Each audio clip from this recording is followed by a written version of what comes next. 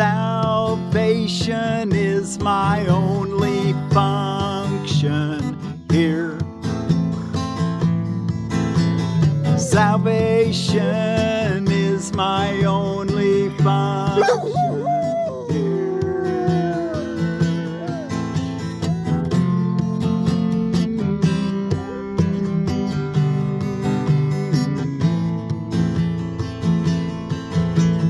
Salvation is my only function here.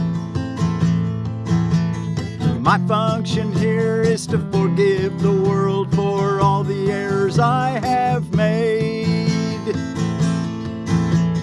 My function here is to forgive the world for all the errors I have made. For thus am I released from them with all the world. Salvation is my only function here.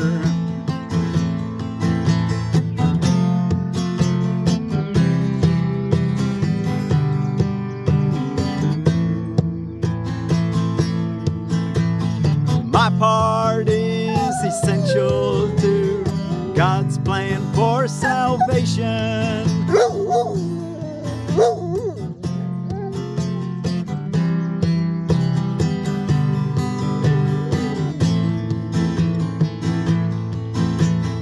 My part is essential to God's plan for salvation. I am essential to the plan of God for the salvation of the world. For He gave me His plan that I might save the world. I am essential to the plan of God for the salvation of the world. For He gave me His plan that I might save the world. My part is essential to God's plan for salvation.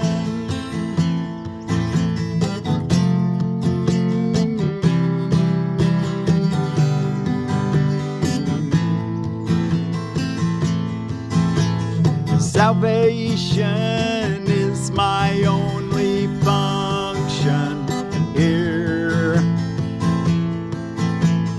My part is essential to God's plan for salvation.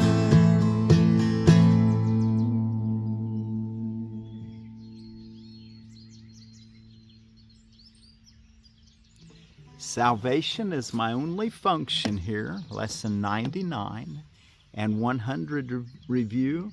My part is essential to God's plan for salvation.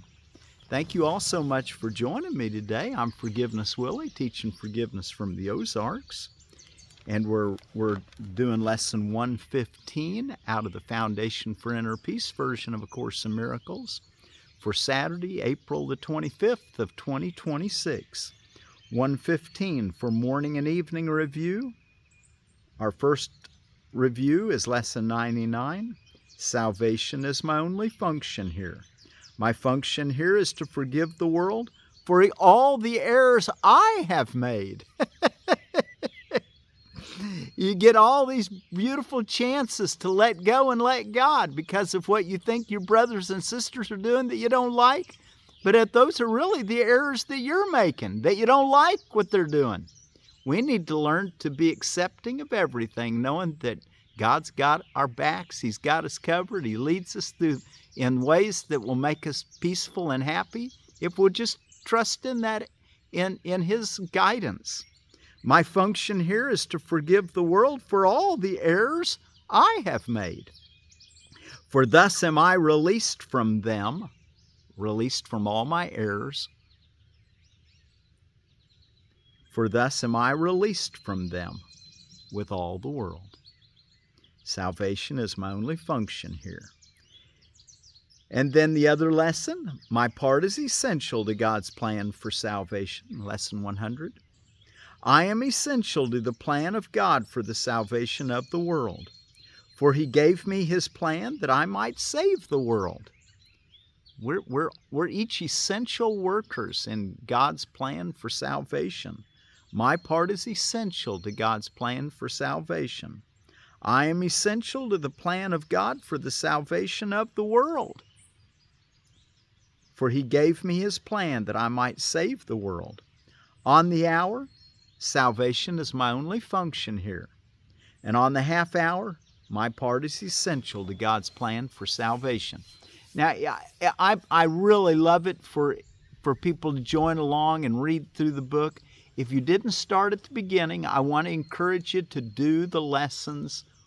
Do lesson 1 today, if you haven't done it, or do lesson 2, wherever you're at, but work your way up, building a foundation. Do what it tells you. You can still tune in with me and listen, but don't necessarily do what I'm telling you to do. Do what the lesson that you're on for the day tells you to do. And then when I circle back around and get to lesson 1, you can jump off where you're at and join me at lesson 1 and go through the whole book with me in 1 year. But think about it. At this point, you're surveying the land. You're scouting it out. You're seeing how it feels, and it'll help you no matter what. It's just that we don't want to not build that good solid foundation of stepping back and letting God lead the way, of recognizing that what we see from the ego's perspective is truly a meaningless world, but that there's no such thing as a meaningless world because God only makes meaning, and we're one with that. But we've got to develop into that concept. Otherwise, if we take these ideas without building that good solid foundation, he tells us that it'll become traumatic rather than uplifting. So we don't want that to happen. So be uplifted by listening along, finding out what's going on around the world, and getting an overview of what you're going to be getting into next year. All right, or coming up later on in this year. Okay. Let's go back and take a look at our text reading.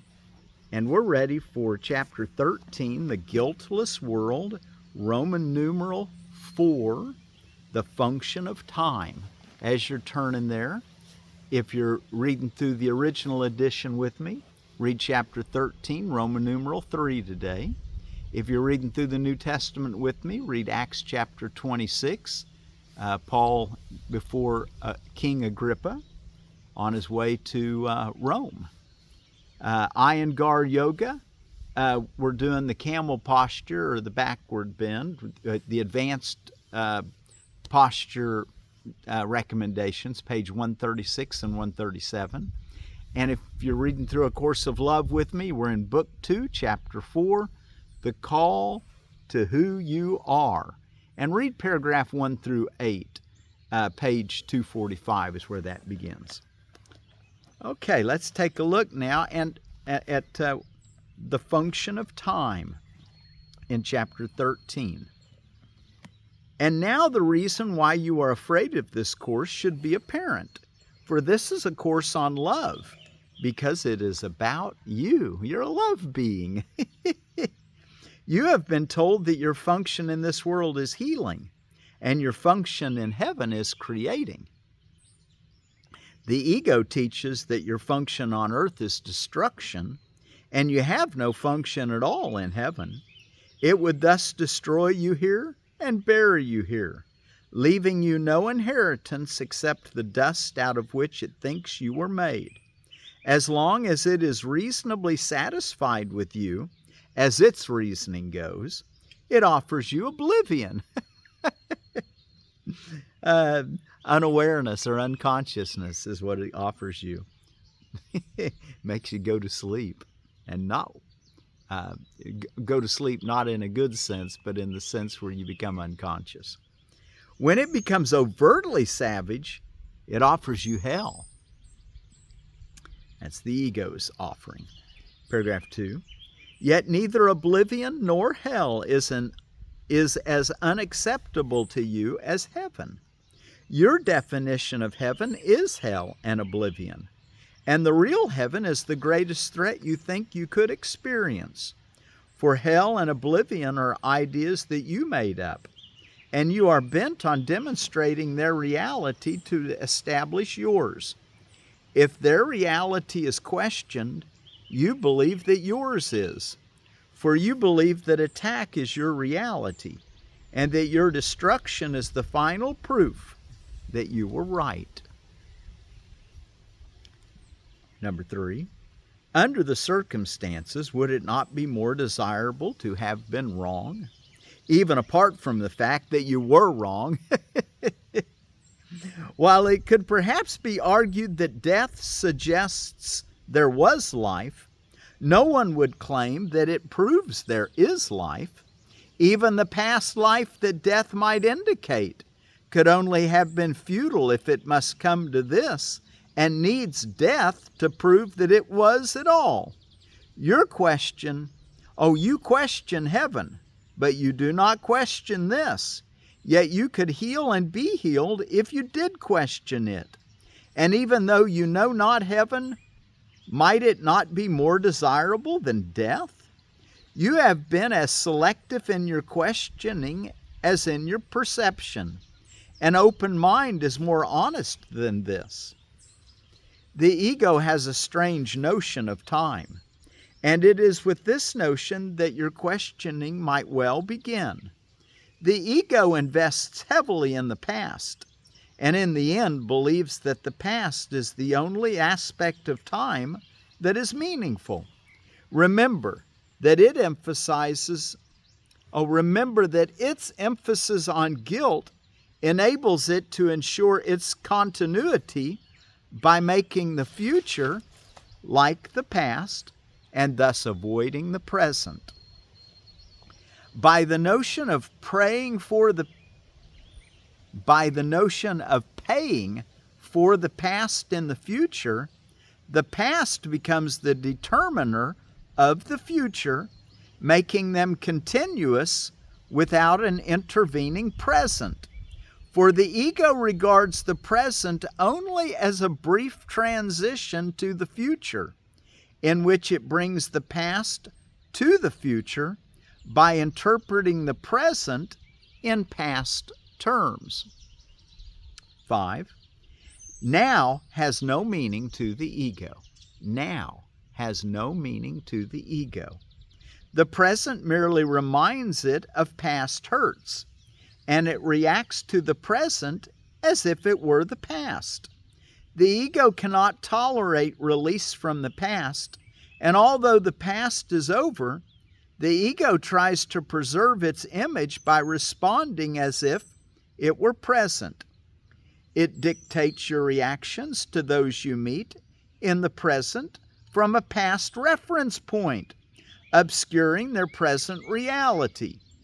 In effect, if you follow the ego's dictates, you will react to your brother as though he were someone else, and this will surely prevent you from recognizing him as he is.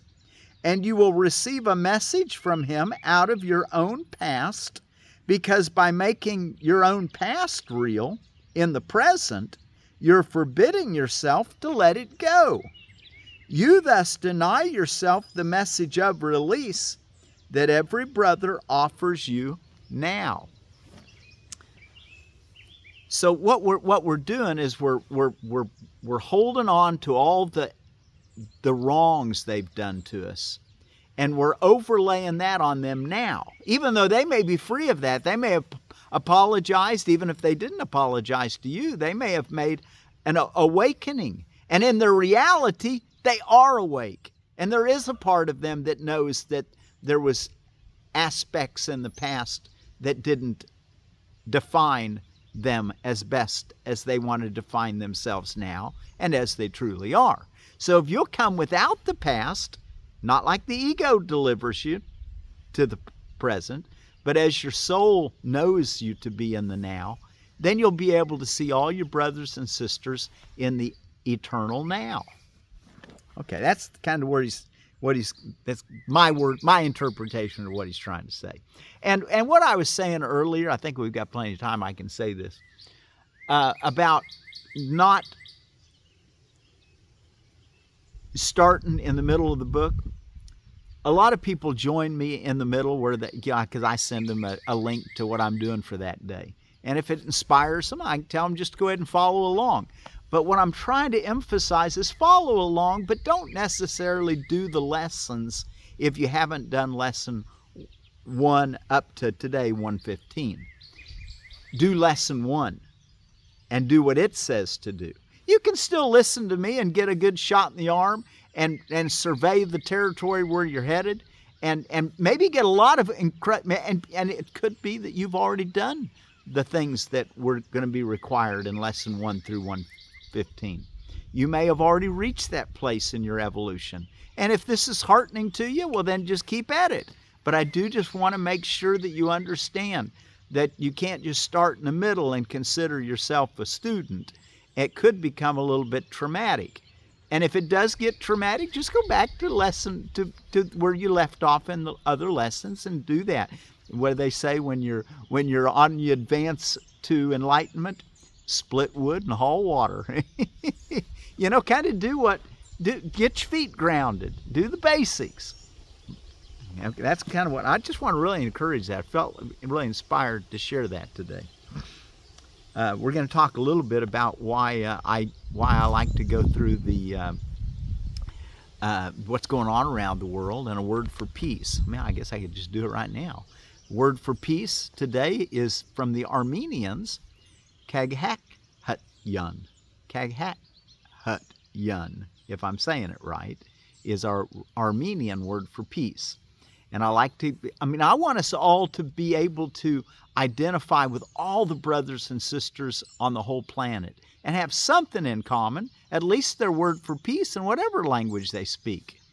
And then the reason I really want us to know a little bit about what's going on around the world, particularly from a religious holidays perspective, is because we want to be able to connect with all our brothers and sisters around the world. And it gives us a great opportunity to talk and identify with them, bring up a subject matter that they might be appreciative of knowing about.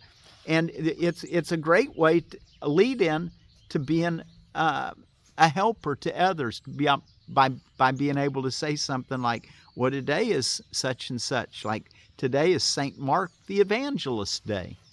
So, if you've run into a Catholic or an Anglican, you say, did you know that today's St. Mark's Day? A lot of them don't even know, and they'll appreciate you telling them. Okay, that's paragraph 6. The shadowy figures from the past are precisely what you must escape. They are not real and have no hold over you unless you bring them with you. They carry the spots of pain in your mind, directing you to attack in the present in retaliation for a past that is no more. And this decision is one of future pain. Unless you learn that past pain is an illusion, you're choosing a future of illusions and losing the many opportunities you could find for release in the present.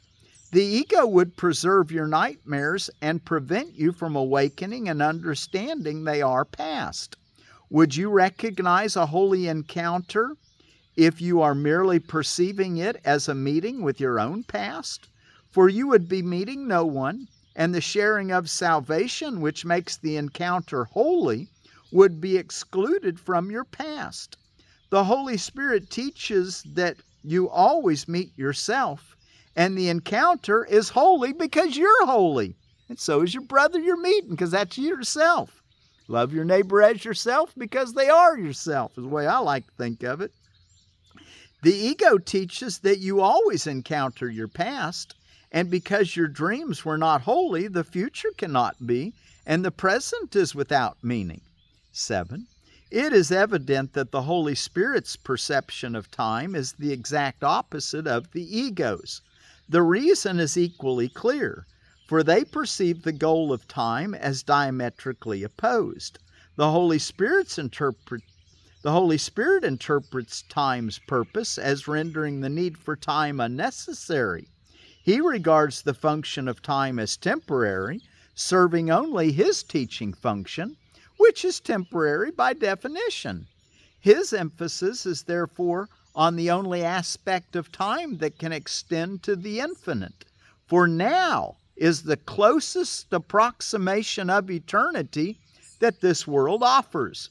It is in the reality of now, without past or future, that the beginning of the appreciation of eternity lies. For only now is here, and only now presents the opportunities for the holy encounter in which salvation can be found. 8. The ego, on the other hand, regards the function of time as one of extending itself in place of eternity. For like the Holy Spirit, the ego interprets the goal of time as its own.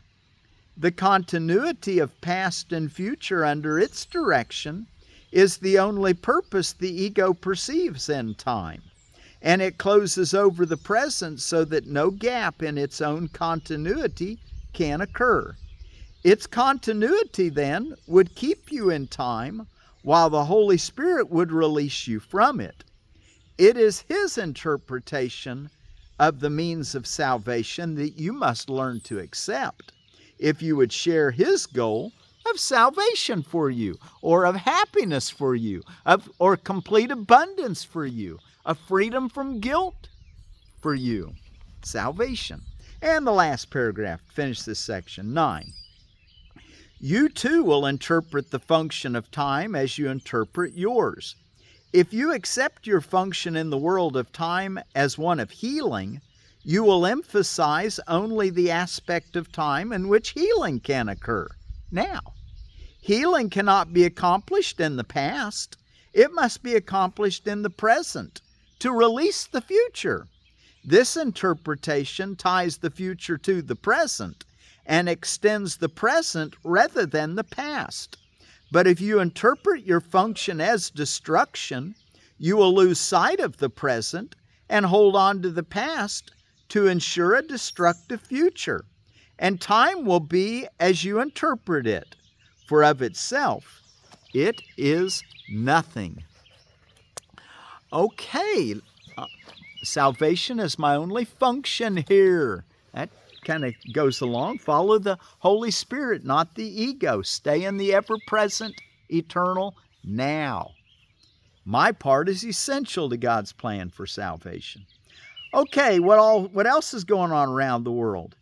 Ridvan continues for the Baha'i. The 11th Panchen Lama's birthday for some Buddhists. Gathering of the First Nations powwow in Albuquerque, New Mexico, going on this week. Anzac Day. I found the rest of these on holidays and observances, and there's several. I'm just going to mention them. Anzac Day in Australia and New Zealand. Astronomy Day. Bob Willis Day. DNA Day.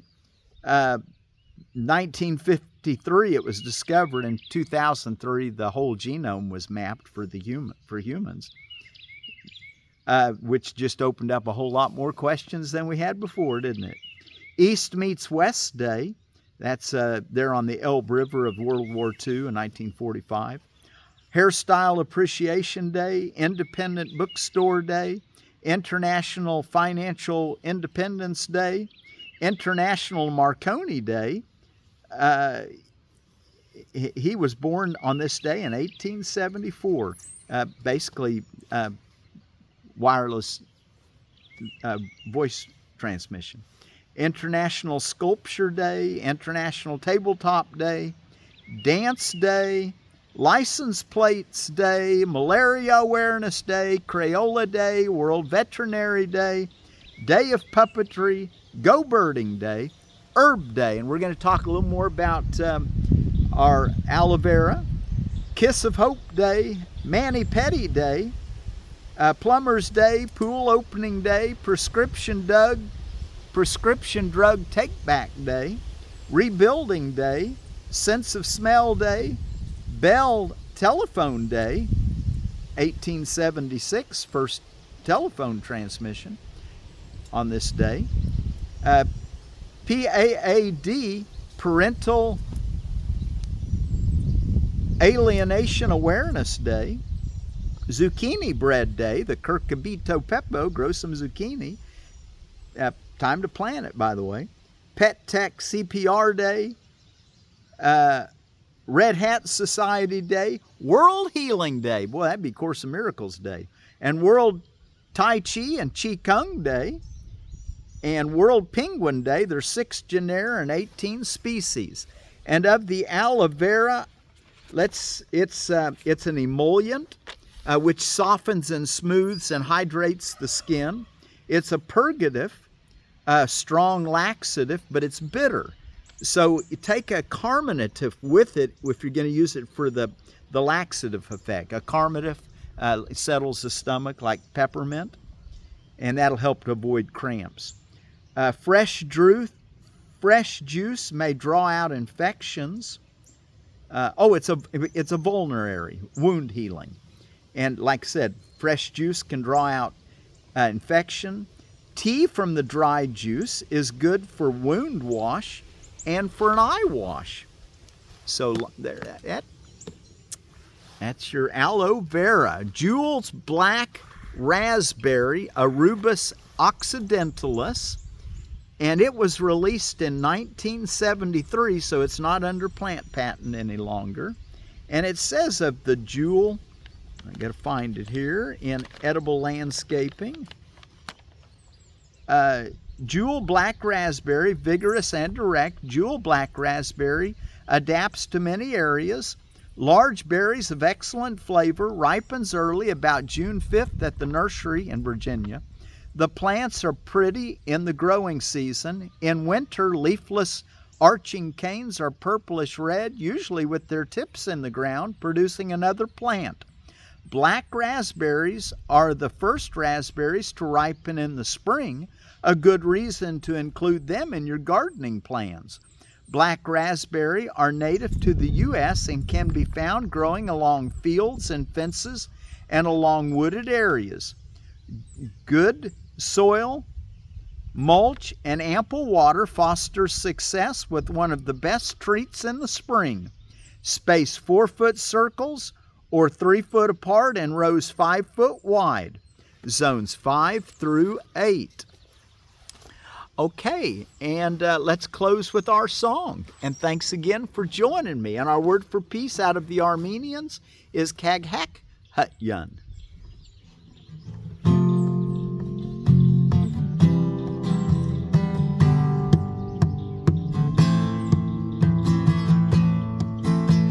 Salvation is my only function here. My function here is to forgive the world for all the errors I have made. For thus am I released from them with all the world. Salvation is my only function here.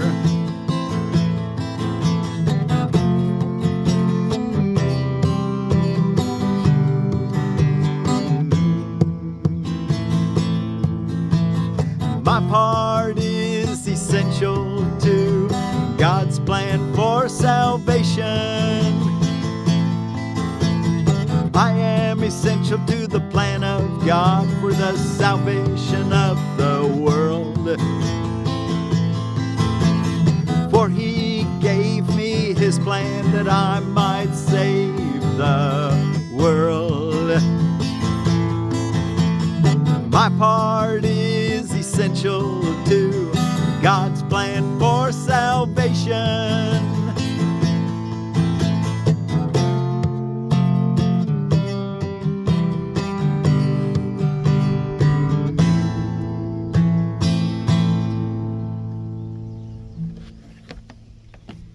Khaghaghut'yun.